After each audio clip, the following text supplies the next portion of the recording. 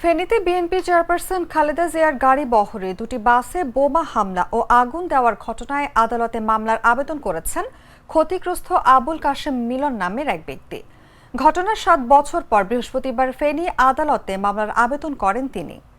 রোববার এ বিষয়ে আদালত আদেশ দিতে পারেন বলে বাদীপক্ষের আইনজীবী জানান। মামলার আবেদনে উল্লেখ করা হয় 2017 সালের 31 অক্টোবর কক্সবাজারের রোহিঙ্গা ক্যাম্প পরিদর্শন শেষে ঢাকায় ফেরার পথে খালেদা জিয়ার গাড়ি বহর মহিপাল এলাকায় পৌঁছালে আওয়ামী লীগের সন্ত্রাসীরা হামলা চালায়। এ সময় বেশ কয়েকটি গাড়ি ভাঙচুর করা হয়।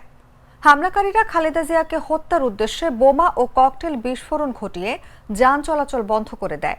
এক পর্যায়ে যমুনা পরিবহনের একটি বাস ও 14 গ্রাম ট্রান্সপোর্টের একটি বাসে আগুন ধরিয়ে দেয়। এতে প্রায় 60 লাখ টাকার ক্ষতি হয়।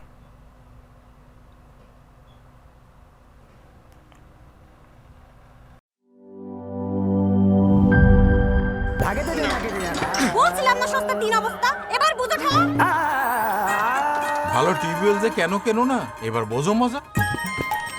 আগেই কইছিলাম দেশের আরএফএল টিউবওয়েল নাও। এবার আর ভুল নাই, আরএফএল ছাড়া উপায় নাই। অল্প চাপে বেশি পানির জন্য আরএফএল।